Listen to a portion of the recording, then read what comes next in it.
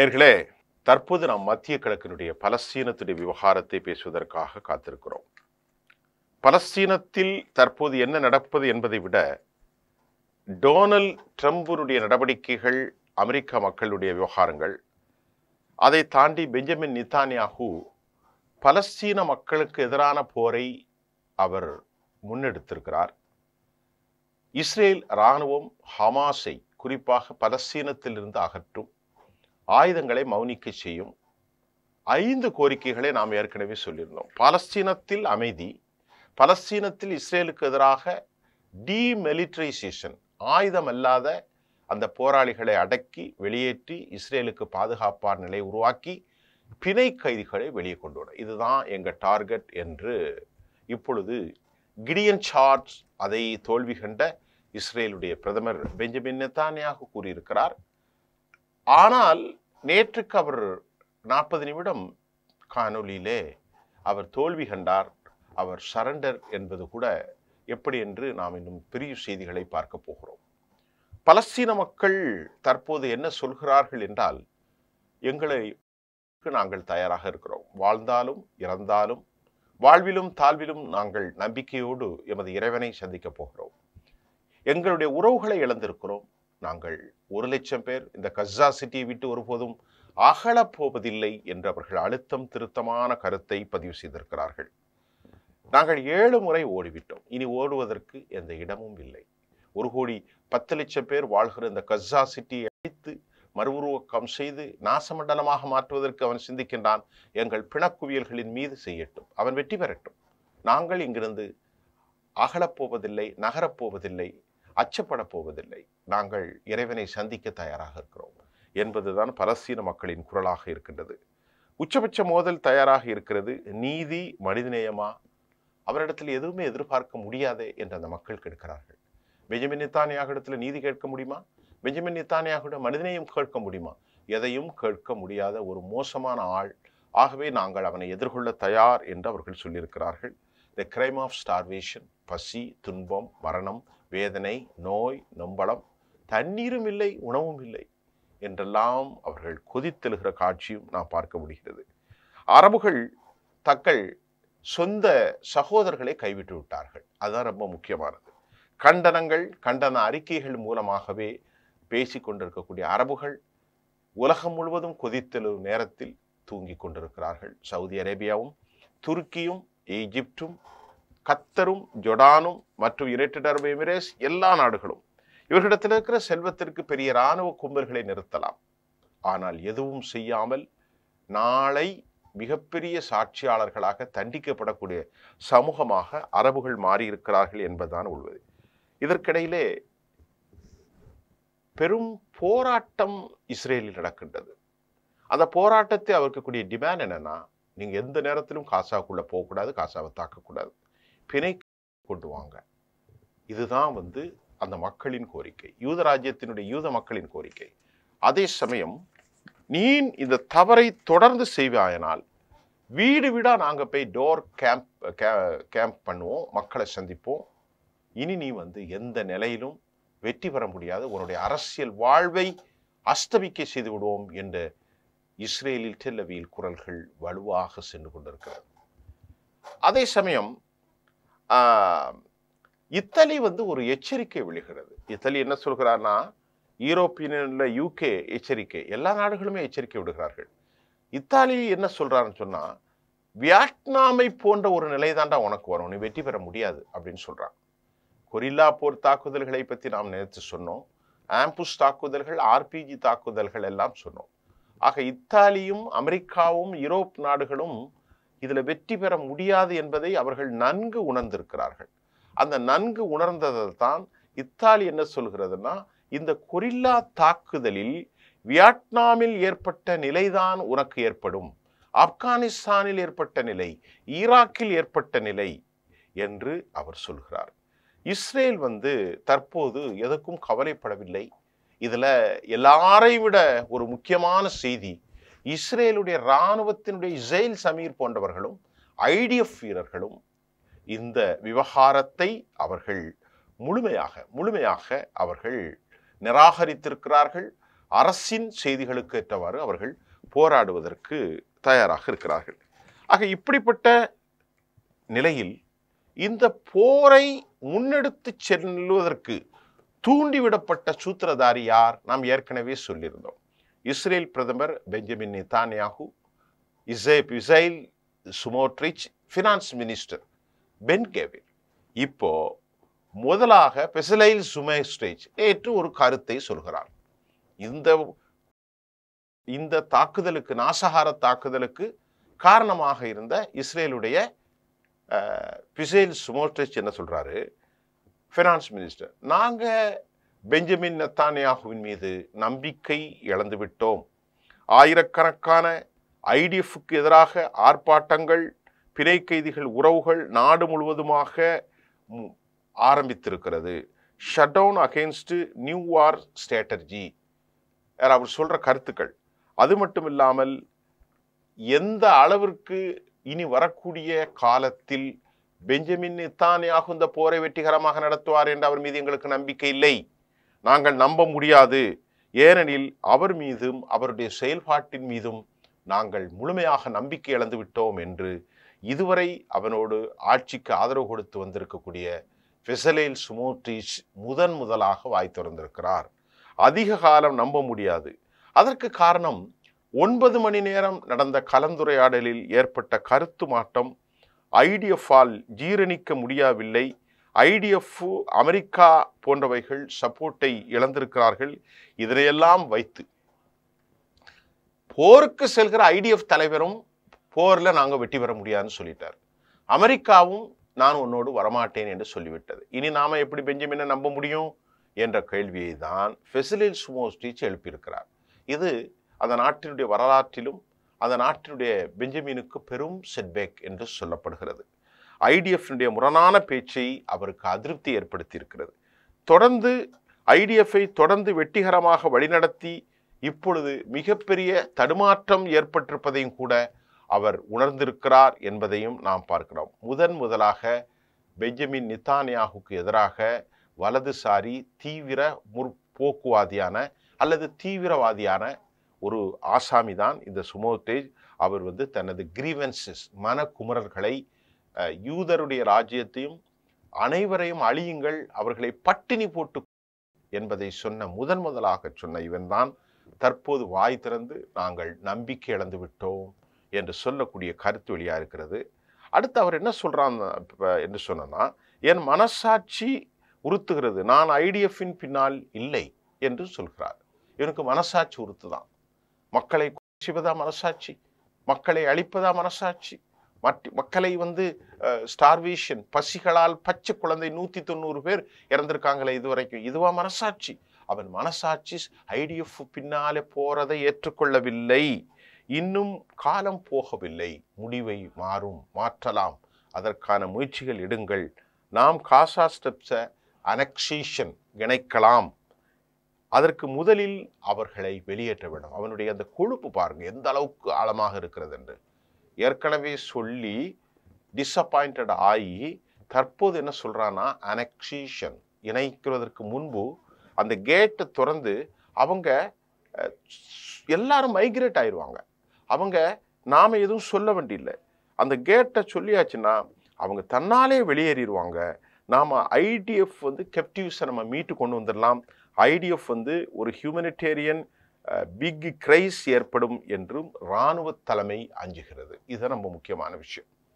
அப்போ இவ்வளவு சொல்லிட்டு நம்பிக்கை இழந்த நிலையிலும் கூட தற்போது அவன் என்ன சொல்கிறான் என்றால், அனெக்சேஷன் பண்ணணும், இணைக்க வேண்டும், ஐடிஎஃப் வீரர்கள் உள்ளே சென்று கேட்டை திறந்தா அவன் எல்லாரும் வெளியே போயிடுவான், நாம் அந்த 10 லட்சத்துக்குரிய இடத்தை நாம் பிடிச்சிக்கிடலாம், காலம் ஒன்றும் கனியவில்லை, காலம் ஒன்றும் கடந்து போகவில்லை, நாம் காசா ஸ்ட்ரிப்பை இணைக்கலாம் என்று சொல்கிறார். இதற்கிடையில் ஐடிஎஃப் என்ன சொல்லிட்டான்னா, தெளிவாக சொல்லியிருக்கான், இது 3 நிலைகள் வரும். ஒன்று, கேப்டிவ்ஸ் அழிந்து போவார்கள், இது ஒன்று. நாம் உள்ளே மறுபடி போருக்கு போனால் பிணை கைதிகள் அழிந்து போயிடுவார்கள். இரண்டாவது, ஒரு பெரிய ஹியூமனிடேரியன் பிக் கிரைஸ் உருவாகும், அந்த மண்டலம் முழுவதுமே பெரும் பிரளயம் ஏற்பட்டுவிடும். மூன்றாவதாக நம்முடைய வீரர்கள் கொத்து கொத்தாக கொல்லப்பட்டு விடுவார்கள். இதெல்லாம் ஐடிஎஃப்டைய தலைவர் ஃபிசைல் ஜமீர் வைத்திருக்கக்கூடிய செய்தியாக இருக்கிறது.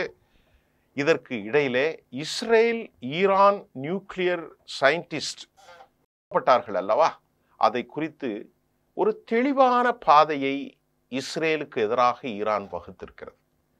ஈரான் தற்போது 2 வித அபாயகரமான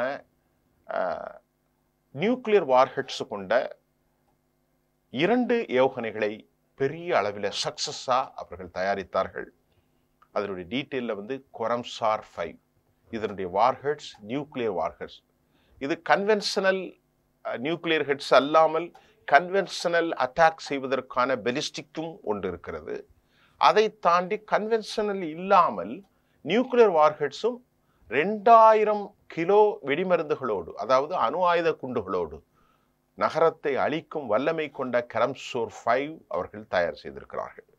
இதற்கிடையிலே தற்போது மொசாத் உளவாளிகளை வேட்டையாடி வருகிற நேரத்திலும் பலரை தொடர்ந்து சுட்டு செய்து கொண்டிருக்கக்கூடிய நேரத்தில் தற்போது மொசாத் உளவாளிகள் வேட்டை ஹாரோவிங் சாய்ஸஸ், அது ஒரு வேதனை தரக்கூடிய விவகாரமாக அவர்களுக்கு மாறியது. தன் நாட்டில் விலை மதிப்பு முடியாத சயின்டிஸ்ட 11 மொத்தம் 30 பேர் கொல்லப்பட்டார்கள்.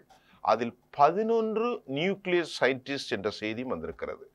இதுதான் அவர்களுக்கு மனவேதனை. தற்போது இந்த நியூக்ளியர் சயின்டிஸ்டை பாதுகாப்பதற்கு ஈரான் சேஃப் ஜோனை உருவாக்கி இருக்கிறது. அது எங்கே, எந்த மண்டலம் என்பதை யாரும் அறியவில்லை. ரொம்ப சீக்ரெட்டான இடத்தில் அனைத்து தொடர்புடைய களத்தில் வேலை பார்க்கக்கூடிய நியூக்ளியர் சயின்டிஸ்ட் யாருக்கும் தெரியாதல் அண்டர் கிரவுண்டில் அவர்கள் அறிவு மட்டும் பகிர்ந்து கொள்ளக்கூடிய ஒரு சூழலில் அவர்கள் இருக்கிறார்கள். அவர்கள் மோஸ்ட் ஆஃப் த சயின்டிஸ்ட் அவர்கள் no longer living in their homes. அதிக காலம் அவர்கள் வீட்டிலே இருக்கவோ வாழ்க்கை நடத்தவோ முடியாத அளவிற்கும் அவர்கள் டீச்சிங் செய்து கொடுப்பதற்கும் யூனிவர்சிட்டிஸில், அதை பற்றி அடுத்து சொல்கிறேன், எல்லா தடைகளையும் விதித்து மிக மிக மிக மிக மிக பாதுகாப்பான ஒரு நிலையில் அவர்கள் வைக்கப்பட்டிருக்கக்கூடியதாக டெலிகிராஃப் தன் செய்தியிலே சொல்லியிருக்கிறது. டெலிகிராஃபினுடைய செய்தி, தெஹ்ரான் அவர்கள் எங்கிருக்கலாம் தெரியவில்லை. தெஹ்ரானில் இருக்கலாம் அல்லது வடக்கு கடலோர பகுதிகளில் வெறும் தள்ளி யாரும் அணுக முடியாத இடங்களில் அவர்கள் வைக்கப்பட்டிருக்கிறார்கள். ஒரு சீக்ரெட் ஹவுஸில் இருக்கிறார்கள். அவர்கள் யூனிவர்சிட்டிக்கு சென்று நேரடியாக பாடம் எடுக்க முடியாது. ஆகவே ஈரானுடைய அரசாங்கம் என்ன சொல்லி இருக்கிறதுனால், யூனிவர்சிட்டியில் யார் பாடம் எடுத்தாலும் அவர்கள் அணு உலைகளை, நியூக்ளியர் டிசைன்ஸ் இதெல்லாம் அவங்க செய்ய மாட்டாங்க. டீச்சிங் ப்ரொஃபஸருக்கு இவங்க வரமாட்டாங்க. பொதுக்களத்துக்கு இவர்கள் வருவதற்கான வாய்ப்பில்லை என்பதையும் ஈரானுடைய செய்தியேடு தெரிவித்திருக்கிறது. அவர்கள் என்ன சொல்லியிருக்கிறார்கள் என்பதை நான் அப்படியே வாசிக்கின்றேன். Those who were teaching at university are replaced with the people who have no connection with the nuclear program என்று ரொம்ப தெளிவாக தெஹ்ரானிலிருந்து வரக்கூடிய தெஹ்ரான் டைம்ஸ் இந்த கருத்தை சொல்லுகிறது. யாரெல்லாம் யூனிவர்சிட்டியில் பாடத்தை நடத்துகின்றவர்கள் replaced with the people who have no connection, அவர்கள் இந்த நியூக்ளியர் மண்டலத்தில், அணு மண்டலத்தில், அணு ஆயுத தயாரிப்பில் அவர்களுக்கு எந்த பங்கும் இருக்காது. அதே போன்று இங்கே செய்பவர்கள் அங்கு ஒரு காலமும் படித்து கொடுக்க வெளியே வரமாட்டார்கள் என்பதை அறிவிப்பு செய்திருக்கிறார்கள். இதனால் இஸ்ரேலுக்கு சிக்குண்டு போயிருக்கிறது. மொசாத்தின் மூலமாக எப்படியெல்லாம் இவர்கள் 1000க்கும் மேற்பட்ட ட்ரோன்களை உள்ளே அனுப்பி செய்ததெல்லாம் கண்டுபிடித்திருக்கிறார்கள். ஆகவே இப்பொழுது அவர்களுடைய டார்கெட் என்ன, வேறு ஒன்றும் இல்லை, இந்த அறிவுஜீவிகளை, பரசீகர்களை அழிக்க வேண்டும். ஈரானிலிருந்து அனைத்து கண்டுபிடிப்புகளையும் அழித்து விட்டால் நாம் சிறப்பாக, இவர்களுடைய அறிவுக்கு மேல் அவர்களுடைய அறிவு சென்றிருக்கிறது. சர்வதேச அளவில் சீனாவுக்கும் அமெரிக்காவுக்கும் ரஷ்யாவுக்கும் சமநிலையான, அதாவது ஆயுத சமநிலையை அவர்கள் உருவாக்கி இருக்கிறார்கள். இஸ்ரேல் பதட்டம் அடைவதற்கு காரணம் Khorramshahr 5 nuclear war places, Shahab 3, Shahab 3யும், குர்ரம் என்றால் அலி என்பவர், அதாவது அலி நபிகளாயருடைய அந்த மருமகனுடைய பெயரில் தான் குர்ரம், அதை குரம் ஷோர் என்று தான் சொல்கிறார். ஷோர் என்று சொன்னால் பரசீகத்தில் சிங்கம் என்று சொல்லப்படுகிறது. அலியின் சிங்கம் என்றெல்லாம் அதற்கு பெயர் வைத்திருக்கிறார்கள். ஆகவே அதனுடைய சரியான அர்த்தம் குர்ரம் ஷோர் என்பதுதான் சரி. ஷஹாப் 3 என்பதையும் அவர்கள் வைத்திருக்கிறார்கள். இதைவிட மிக மோசமான பல ஆயுதங்களை அவர்கள் வைத்திருப்பதாகவும் தற்போது மிகப்பெரிய அச்சத்தை அமெரிக்காவுக்கு ஏற்படுத்தியிருக்கிறது, யூரோப்பியனுக்கு ஏற்படுத்தியிருக்கிறது, குறிப்பாக இஸ்ரேல் ஏற்படுத்தியிருக்கிறது. எனவே ஈரானை மீண்டும் இஸ்ரேல் டார்கெட் ஒரு கொதிநிலை மாறி இருக்கிறது. எனவே கடந்த காலங்களில் இஸ்ரேலிடமிருந்து அவர்கள் நிறைய அனுபவங்களை பெற்றிருக்கிறார்கள். இனி ஆபத்து இருக்காது என்பதை, நோ டவுட்ஸ் என்பதை போன்று ஈரானில் எல்லா நிலைகளையும் இறுக்கமான சூழலை உருவாக்கியிருக்கிறார்கள். இஸ்ரேலுடைய இந்த missile infrastructure and academic hub in Tehran டபு நோ ப்ரோலைஃபரேஷன், அதாவது மீண்டும் அவர்கள் சொல்கிறார்கள், மக்களை அழிக்கக்கூடிய அணு ஆயுதங்களை தயாரிப்பது எங்களுக்கு எந்த விதமான உரிமையும் இல்லை, இது தடை செய்யப்பட்டது. ஈரான் சயின்டிஸ்டுக்கு முன்னாடி இந்த செய்தி சொல்லப்படுது. நாங்கள் அதே மாதிரி சாவரின் கொண்ட எங்களது தேசத்தில் இது எங்களுக்கு உரிமை இருக்கிறது. அதை அமெரிக்கா தயாரிக்கிறது. 80 குண்டுகளை மௌனமாக வைத்திருக்கிற நீன் வைத்திருக்கிற போது நாங்கள் ஏன் வைத்துக் கொள்ளக்கூடாது? ஆகவே டெஸ்கில் பேசுறதுக்கு ரெடி. ஆனால் அணு ஆயுதங்களை என்ட்ரி செய்வதோ, அணு ஆயுதத்தை என்ட்ரி செய்யப்பட்டதை மீண்டும் நாங்கள் அதை மறுஉருவாக்கம் செய்வது குறித்து நீ பேசக்கூடாது. ஆனால் the purpose is only for civilian, மக்களுக்காக எலக்ட்ரிக்கல், அதாவது மின்சார உற்பத்தி போன்ற அந்த திட்டங்களை தவிர வேறு ஒன்றும் இல்லை என்பதை ஈரானுடைய வெளிவிவகாரத்துறை அமைச்சர் அலி அப்பாஸ் அராக்சி போன்றவர்களும், முகமது பக்கர் கலிபா போன்றவர்களும், இஸ்மாயில் பஹவி போன்றவர்களும் அறிவித்து கொண்டே இருக்கிற செய்தியும் நாம் பார்க்க முடிகின்றது. ஆகவே தான் டபு நன் ப்ரோலைஃபரேஷன் ட்ரிட்டி என்ற செய்தி வந்திருக்கிறது. இப்பொழுது ஈரானுடைய சயின்டிஸ்டுகளுக்கு இடத்திலே ஒரு பெரிய அளவில் இப்பொழுது ஒரு குரல் வந்திருக்கிறது. அவர்கள் என்ன சொல்கிறார்கள் என்றால், ஈரானுடைய சயின்டிஸ்ட் உலகத்தில் மிகப்பெரிய ட்ரோன் சிஸ்டத்தையும் அதே போன்று மிசைல் கட்டமைப்புகளையும் கன்வென்ஷனலை தாண்டி நியூக்ளியர் வார்ஹெட்ஸ் குறிப்பிய குர்ரம் ஷோர் 5 ஷஹாப் 3 கண்டுபிடித்த பின்பு தற்போது அவர்கள் என்ன சொல்லுகிறார்கள், மிகப்பெரிய பாம் செய்ய வேண்டும் டு ப்ரொடெக்ட் இட்ஸ் டேலண்ட். இதன் மூலமாக தங்களை பாதுகாப்பதற்கும் தங்களுடைய அறிவை பயன்படுத்திய அதற்கு காரணம் அமெரிக்காவினுடைய B2 பாம்பர்ஸின் மூலம் GBU-57க்கு சமமான உலகத்தை அச்சுறுத்தக்கூடிய அளவிற்கு தங்கள் பாதுகாப்புக்காக ப்ரொடெக்ட் அவர் டெரிட்டோரி, எங்களுடைய டேலண்ட் மூலம் என குரல்கள் தெஹ்ரானில் உள்ள சயின்டிஸ்டுகள்கிட்ட வந்திருக்கிறது. ஆகவே டாப் சயின்டிஸ்ட் என்ன சொல்றாங்க என்று சொன்னால், இந்த நிகழ்ச்சி தான் அவர்கள் சொல்கிறார்கள். மிக முக்கியமாக தெஹ்ரானுடைய சயின்டிஸ்ட் சாப்டைஸ்ட் டாக்டர் ரெஸா ஷாதிகி அவரும் அவருடைய குழந்தைகளும் கூட நேற்றைய செய்தியில் சொல்லப்பட்டிருக்கிறது. ஈரானுடைய nuclear work for civilian purposes என்றும் அவர்கள் சொல்கிறார்கள். ஆகவே இந்த சூழ்நிலையில் இப்பொழுது எதுவும் இல்லாமல் கை சேதப்பட்டு நிற்கிறார் பெஞ்சமின் நெத்தானியாகு. பாரிய அழுத்தத்திற்கு உள்ளாகி இருக்கிறார். போர் செய்வதில் எந்த புண்ணியமும் இல்லை, நாம் தோல்வி கண்டோம், உயிரிழத்தை இழக்கப் போகிறோம், பிணை கைதிகளை இழக்கப் போகிறோம், பொருளாதாரத்தை இழக்கப் போகிறோம், யோசித்துக் கொள்ளுங்கள் என்று Israel Zamir IDF Israel defence ஃபோர்ஸுடைய ஒட்டுமொத்த தலைமை கமாண்டர் மறுத்து விடுகிறார்.